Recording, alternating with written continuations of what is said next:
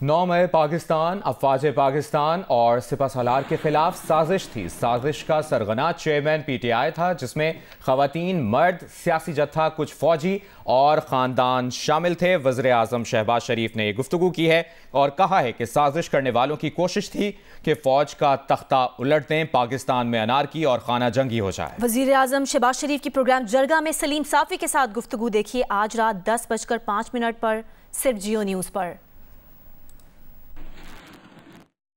9 मई तो एक पाकिस्तान के ख़िलाफ़ साजिश थी, वो अफवाज पाकिस्तान के ख़िलाफ़ साजिश थी, वो सिपह सलार जनरल आसिम मुनीर के ख़िलाफ़ साजिश थी कि उस दिन इमरान नियाज़ी जो उसका सरगना था इस साजिश का और उसके हवारी, जिसमें ख़वातीन भी हैं, मर्द भी हैं, जिसमें इसके सियासी जत्था वो भी शामिल था, कुछ फ़ौजी भी थे, उनकी ख़ानदान के अफराद भी थे। उस दिन ये प्लान था इंतहाई कभी ये एक साजिश थी कि पाकिस्तान की फ़ौज का तख्ता उलट दें और पाकिस्तान में अनारकी हो जाए और सिविल वॉर हो जाए। ये था प्लान।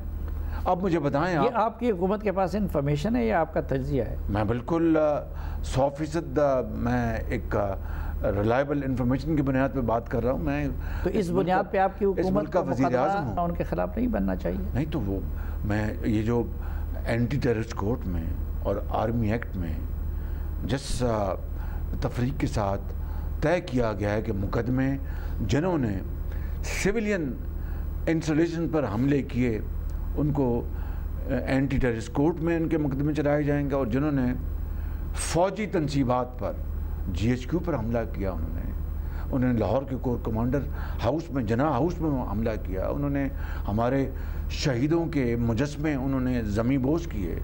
और बतौर प्राइम मिनिस्टर अभी आपने तो सब कुछ देख लिया है, तो आप नहीं समझते कि साइफर भी नेशनल सिक्योरिटी के साथ खिलवाड़ थी और इसकी बुनियाद पे भी मुकदमा बनेगा? देखिए, उसके ऊपर बाकायदा अदालत में साइफर का केस चल रहा है। देखिए, मेहरबानी करके एक फ़र्क ज़रूर आप रखें जहन में कि मैं इंतज़ामिया का हुकूमत का सरबराह हूँ, ना कि अदलिया का, ना कि वो इदारे जिनकी ज़िम्मेदारी है कि इन्वेस्टिगेशन के बाद मामलात कानून के हवाले करें। इसलिए जो हुकूमत के ज़िम्मे हम अपना काम सर अंजाम दे रहे हैं। और पीपल्स पार्टी के रहनुमा खुर्शीद शाह ने कहा है कि निगरान वज़ीर आज़म के लिए 5 नाम शॉर्टलिस्ट कर लिए गए हैं। शॉर्टलिस्ट किए गए नामों में सियासतदान और ब्यूरोक्रेट्स दोनों हो सकते हैं। कहा कि किसी सियासी जमात का ओहदेदार निगरान वज़ीर आज़म नहीं बन सकता। ये भी कहा कि नहीं जानते कि निगरान वज़ीर आज़म के लिए इसहाक डार का नाम किसने दिया। उनका मजीद कहना था कि 9 अगस्त को असेंबलियां तहलील कर दी जाएंगी। निगरान वज़ीर आज़म कौन होगा, इसका हतमी फैसला PDM करेगी। बुलेटिन में अभी बात करेंगे। सेनेट में पुरतशद्दुद इंतहा पसंदी की रोकथाम का बिल आज पेश किया जाएगा। बिल में बताया गया है कि पुरतशद्दुद इंतहा पसंदी क्या है। पुरतशद्दुद इंतहा पसंदी से मुराद सियासी, मजहबी, नजरियाती अकायद की खातिर उकसाना, हिमायत करने, धमकाना, तशद्दुद करना है। पुरतशद्दुद शख्स या तंजीम के लीडर, ओहदेदार या कारकुन को 90 रोज़ से 12 माह तक हिरासत में रखा जा सकेगा। पुरतशद्दुद तंजीम और फहरिस्त को इलेक्शन में हिस्सा लेने की इजाज़त नहीं होगी। पुरतशद्दुद इंतहा पसंदी की रोकथाम बिल में कहा गया है कि अगर हुकूमत मुतमईन हो कि कोई शख्स या तंजीम पर तशद्दुद इंतहा पसंदी में मुलविस है तो इसे लिस्ट 1 और 2 में शामिल किया जा सकता है। लिस्ट 1 में वो तंजीम होगी जो पुरतशद्दुद इंतहा पसंदी में मुलविस है, जिसका सरबराह खुद पुरतशद्दुद हो या तंजीम नाम बदल कर दोबारा मंजर-ए-आम पर आई हो। लिस्ट 2 में ऐसा शख्स शामिल है जो पुरतशद्दुद इंतहा पसंदी में मुलविस हो। बिल के मुताबिक हुकूमत पुरतशद्दुद फ़र्द और पुरतशद्दुद तंजीम की प्रिंट, इलेक्ट्रॉनिक, सोशल मीडिया तक रसाई या अशात पर पाबंदी आयद करेगी। हुकूमत पुरतशद्दुद फ़र्द या तंजीम के लीडर, ओहदेदार, अरकान के नकलो हरकत या बाहर जाने पर पाबंदी आयद करेगी। असासे की छानबीन करेगी, सरगर्मियाँ मॉनिटर करेगी। पुरतशद्दुद तंजीम को इलेक्शन में हिस्सा लेने की इजाज़त नहीं होगी, जबकि पुरतशद्दुद शख्स को किसी भी सतह पर इलेक्शन लड़ने की इजाज़त नहीं होगी।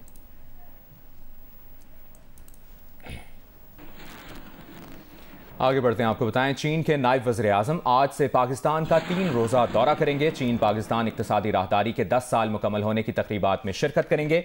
चीनी सदर शी जिनपिंग के खुसूसी मंदूब ने चीन के बैनुल-अक़वामी इक़्तिसादी रवाबित और एक ख़ित्ता एक शाहराह के मंसूबे में नुमाया किरदार अदा किया है। चीन के नायब वज़ीर आज़म सदर पाकिस्तान, वज़ीर आज़म और वज़ीर ख़ारजा से मुलाकात भी करेंगे। दफ्तर ख़ारजा की तर्जुमान मुमताज़ ज़हरा बलोच का कहना है कि ये दौरा पाकिस्तान और चीन के दरमियान आला सतह के तबादलों और बातचीत का हिस्सा है और दोनों ममालिक की सदाबहार शराकत को मज़ीद गहरा करने का आगाज़ है।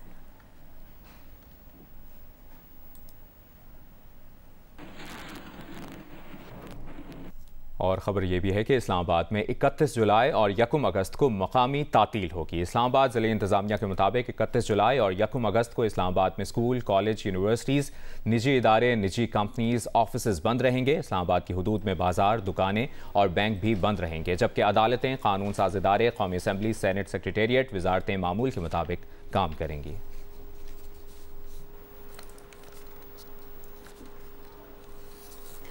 वज़ीर ख़ारजा बिलावल भुट्टो ज़रदारी मुत्तहिदा अरब अमारात के एक रोज़ा सरकारी दौरे पर पहुँच गए हैं। सफ़ीर पाकिस्तान फैसल नियाज़ तिरमिज़ी और दीगर सिफारती हुकाम ने वज़ीर ख़ारजा का इस्तकबाल किया। वज़ीर ख़ारजा बिलावल भुट्टो मुत्तहिदा अरब अमारात के वज़ीर ख़ारजा से मुलाकात करेंगे। मुलाकात में पाक अमारात ताल्लुकात के तमाम पहलुओं पर तबादला ख्याल किया जाएगा। वज़ीर ख़ारजा बिलावल भुट्टो मुत्तहिदा अरब अमारात के सदर के भाई के इंतकाल पर ताज़ियत करेंगे। वज़ीर ख़ारजा बिलावल भुट्टो मदाम तसाव में बेनज़ीर भुट्टो के मुजस्मे की रोनुमाई की तकरीब में भी शिरकत करेंगे।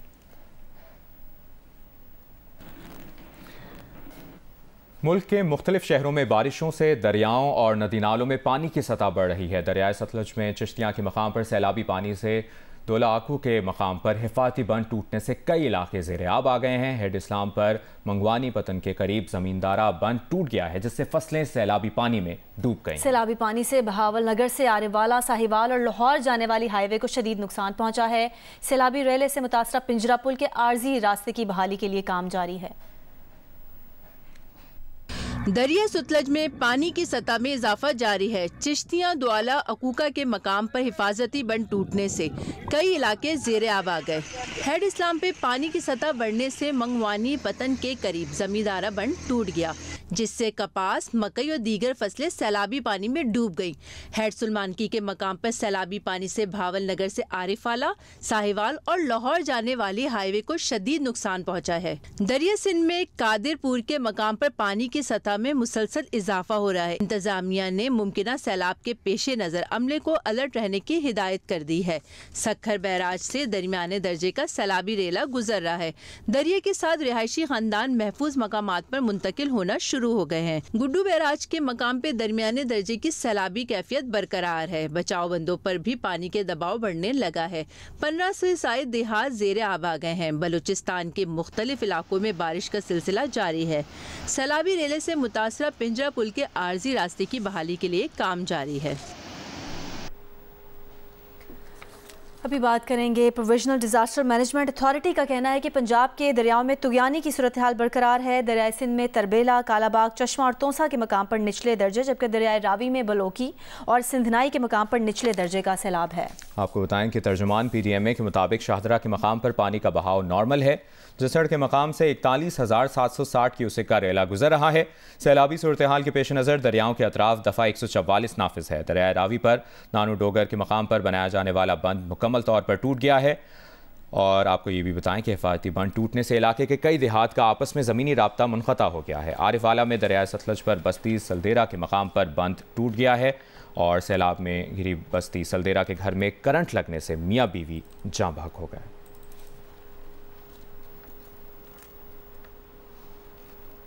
बहावल नगर में दरियाए सतलुज में निचले दर्जे के सैलाब से दरियाई पट्टी पर मौजूद आबादियां ज़ेरे आब आ गई हैं, जिससे वहां के रिहायशियों को शदीद मुश्किलात का सामना है। मजीद बताएंगे फहद शफीक। जी बिल्कुल, बहावल नगर में दरियाए सतलुज के मकाम पर इस वक्त निचले दर्जे का सैलाब है और इस सैलाब की वजह से दरियाई पट्टी पर मौजूद मुख्तलिफ आबादियाँ जो है वो मुतासिर हुई हैं और ज़ेरे आब आई हैं। ख़ासतौर पर मिचनाबाद, बहावल नगर और चिश्तियाँ, ये 3 ऐसी तहसीलें हैं जो बहुत ज़्यादा मुतासिर हुई हैं। यहाँ पर हम चावेका के इलाके में खड़े हैं और शबीर नामी शख्स के घर खड़े हुए हैं, जिसके घर जो है वो चारों तरफ से पानी से घिर चुका है और खासा वो परेशान नज़र आ रहा है। इस मुतासिर शख्स से गुफ्तगू करते हैं और मालूम मालूम करते हैं। मैं छोटा जिहा जिमीदार हाँ जी, मेरी तो भाइयों की सारा दी 18 एकड़ जमीन बनती है जिंदे विच फसल सी ਉਹ ਤਬਾਹ ਹੋ ਗਈ। ਤੂੜੀ ਛੂੜੀ ਵਗੈਰਾ ਡੰਗਰਾਂ ਦਾ ਜਿਹੜਾ ਚਾਰਾ ਆ ਉਹ ਵੀ ਖਤਮ ਹੋ ਗਿਆ। ਹੁਣ 1 ਏਕੜ ਦੇ ਵਿੱਚ 1 ਏਕੜ ਵੀ ਨਹੀਂ, ਥੋੜੀ ਜ਼ਮੀਨ ਹੈ ਜਿੰਦੇ ਵਿੱਚ ਮੇਰੇ ਡੰਗਰ ਖੋਤੇ ਨੇ। ਇਸ ਵਜ੍ਹਾ ਤੋਂ ਮੈਨੂੰ ਆਦੀ ਫਸਲ ਦੀ ਵੀ ਭੁੱਲ गई, मैनू ਹੁਣ आदि परेशानी आदि डंगरां दी बनी। सेनेट का इजलास जारी है, आपको बराह रास्त लिए चलेंगे। वफाकी वज़ीर मौसमियाती तब्दीली शहरी रहमान इजहार ख्याल कर रही हैं। उजलत का की लेजिस्लेशन जो है वो किसी को अच्छी नहीं लगती। आपने अगर बुलडोज किया होता, जिस तरह किया है, मैं नहीं कहना चाहती, हम आपकी मतलब अक्स में नहीं होना चाहते, और अगर बेहतरी लाना चाहते हैं हमारे साथ प्लीज कोऑपरेट करें। शुक्रिया। Honourable senator Irfan Siddiqui. बहुत शुक्रिया जनाब चेयरमैन। एक तो मैं जो मुश्ताक साहब ने कुरान करीम की बेहुरमती की बात की है और आपने रूलिंग दी है कि वो आपकी चैम्बर में आएंगे और उनकी ख्वाहिश और पूरे ऐवान की ख्वाहिश के मुताबिक उस पर जो भी एक्शन है वो हो जाएगा। अभी जो मोहतरमा श्री रहमान साहिबा ने भी कहा और उधर से भी आवाज़ें आई, मैं छोटी सी गुजारिश करना चाहता हूँ। Being member of A ruling party, हमें शायद ये कंपल्शन है कि हम अपना वोट दें इन बिल्स को, और हम देंगे, लेकिन एक गुजारिश ये ज़रूर करनी चाहिए कि बाज़ बिल बड़े ही इम्पॉर्टेंट है। मसलन ये बिल जो है prevention of violent extremism act 2023, ये बहुत वास्ट एरियाज़ को कवर कर रहा है सर। ये 33 आर्टिकल्स हैं इसके, और 100 से ज़्यादा, मोर देन 100 इसकी सब क्लासेस हैं। और ये ज़िंदगी के दायरे के अंदर आने वाले, चाहे कोई सियासतदान है, चाहे कोई उलमाए कराम में से है, चाहे कोई आम फर्द है, उन सब पे मुहीत होता है और उनके सब के हुकूक सलब करता है, उनके हुकूक पे कदगने लगाता है। और कल जब ये बिल, अब ये कौमी असम्बली से नहीं आया, वहाँ ना उसने देखा है स्टैंडिंग कमेटी ने, ना ऐवान ने देखा, ये डायरेक्ट हमारे पास आया। डायरेक्ट हमारे पास आने के बाद ये हमारी जिम्मेदारी बनती है, हमारी जिम्मेदारी बनती है कि इसको कौमी असम्बली में भेजने से पहले थारोली देखें। हम इसके एम्स, इसके ऑब्जेक्टिव, इसके मकासद, इसके अहदाफ से इत्तफाक करते हैं, लेकिन हमें ये खदशा है कि ये कानून अगर जूं का तूं जिस तरह हमारे सामने आया है, मंजूर हो गया, बगैर कमेटी में गए, बगैर इस हाउस में डिस्कस हुए, तो फिर हमारे लिए शायद आने वाले दिनों में ये एक ऐसा शिकंजा होगा जिसमें से पता नहीं कौन कौन कसा जाएगा, और फिर वो कहेगा जी कि जब कानून बन रहे थे तो आप कहाँ थे। ये मैं ऐवान के रिकॉर्ड पे लाना चाहता था, और ताकि हमें ये बिल पास करते वक्त ये जहन में रखना चाहिए कि ये 33 आर्टिकल्स और इसकी 100 झैली शिकें हमारी आज़ादी। Thank you sir. जी thank you sir. Chaudhary Manzoor साहब हैं, फॉर्मर MNA, मेरे राइट साइड पे बैठे हैं। Welcome to the house. जनाब मौलाना फैज मोहम्मद साहब। दुरूद शरीफ पढ़े। अल्लाहुम्मा सल्ली अला मुहम्मद। 900 से 800 अरब रुपए का पूरा जो है वो ये टैक्स रेवेन्यू है, होना चाहिए, जिस नेट में ये पूरा ज़राअत का शोबा और जागीरदारों का शोबा आता है। लेकिन सिर्फ 4 अरब रुपए जमा हुए हैं पूरे साल में इन बड़े बड़े जागीरदारों से, इसलिए कि जो ज़राअत का पूरा निज़ाम है वो भी तकसीम है। जो छोटे एकड़ से कम 2 एकड़ 4 एकड़ 5। साबिक वज़ीर ख़जाना मिफ्ताह इस्माइल ने कहा है कि पाकिस्तान में 22 लाख दुकानें हैं, जिनमें से सिर्फ 30,000 दुकानों के मालिकान टैक्स देते हैं। जियो न्यूज़ के प्रोग्राम नया पाकिस्तान में बातचीत करते हुए उन्होंने कहा कि वो दुकानदारों से टैक्स लेना चाहते थे, लेकिन दुकानदारों ने सियासी दबाव डाला तो हमें पीछे हटना। उन्होंने कहा कि दुकानों पर टैक्स अंदरूनी सियासत की वजह से ना लग सका। ज़राअत पर भी इनकम टैक्स लगाएंगे तो बहुत मुश्किल हो जाएगी। प्रॉपर्टी पर भी टैक्स होना चाहिए। तमाम दुकानदारों पर 3,000 रुपये टैक्स लगा दें तो उन्हें ज़्यादा फ़र्क नहीं पड़ेगा। 20 लाख दुकानें इस मुल्क में हैं, सिर्फ 30,000 दुकानें इनकम टैक्स देती हैं। 3,000 रुपये महीने का टैक्स का मतलब है 100 रुपये टैक्स, 100 रुपये रोज़ का। अब रोज़ का 100 रुपया कौन दुकानदार टैक्स नहीं दे सकता आज के इस दौर में। जो ये वो दुकानदार हैं जो ठेले वाला जो है वो भी 4-5 हज़ार रुपये पुलिस वाले को दे रहे होते हैं, माना कि वो उनको वहाँ पे खड़े रहने दें। अब दुकानदार का भी फर्ज है, अगर हम ये बात करते हैं कि हम मुहिब वतन है और पाकिस्तानी बहुत मुहिब वतन है, तो फिर इस वतन को चलाने के लिए पैसे दो, तो हम टैक्स क्यों नहीं ले सकते? मेरे ख्याल से कोई इतनी बड़ी बात नहीं है। उस वक्त वो एक इंटरनल सियासत थी हमारी, वरना वो टैक्स लग सकता था। प्रॉपर्टी के ऊपर टैक्स होना चाहिए, खास तौर पर वो प्रॉपर्टी जो कि यूज नहीं हो। इंडस्ट्रियल जमीनें खरीदते हैं और रख लेते हैं और जमीनों में सट्टा होता है।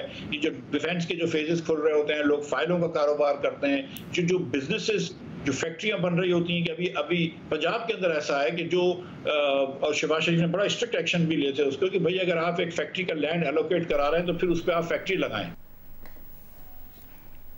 माशी तौर पर पाकिस्तान बदतरीन हालात से गुजर रहा है। सदर काफ लीग पंजाब चौधरी मोहम्मद सरवर की मैनचेस्टर में मीडिया से गुफ्तगू।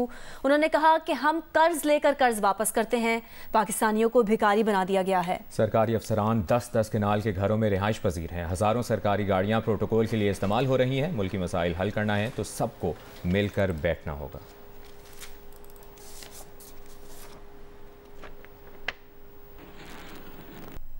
PSL चैंपियन लाहौर कलंदर्स और जिम्बाब्वे क्रिकेट के दरमियान मुआहिदा तय पा गया है। जिम्बाब्वे के प्लेयर्स डेवलपमेंट प्रोग्राम के 8 क्रिकेटर सितंबर में कलंदर्स हाई परफॉर्मेंस सेंटर में तरबियत हासिल करेंगे।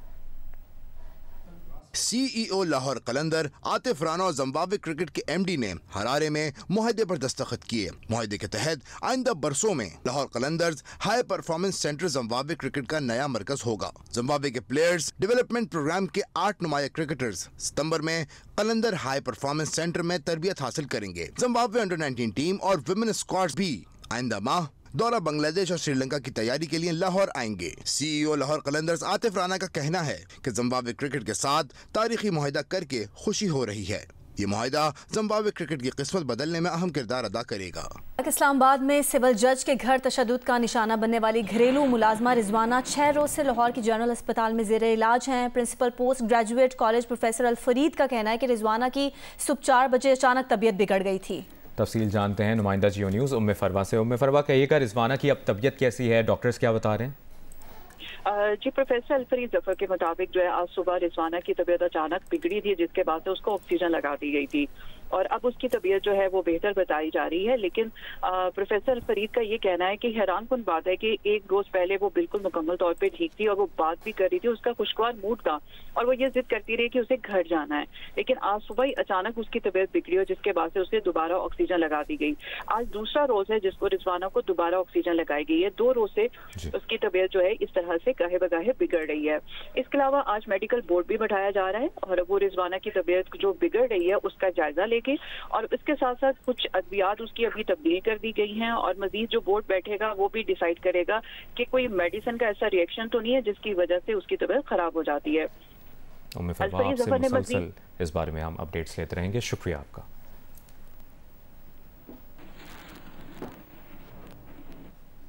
गर्मियों की छुट्टियों का आखिरी संडे बना फंडे। कराची में बच्चों ने अपने वालिदैन के हमरा कर लिया है साहिल का रुख। छुट्टी के आखिरी इतवार को कैसे मनाया जा रहा है ये बता रही हैं हॉक्स पे से नुमाइंदा जियो न्यूज़ शवाला असलम।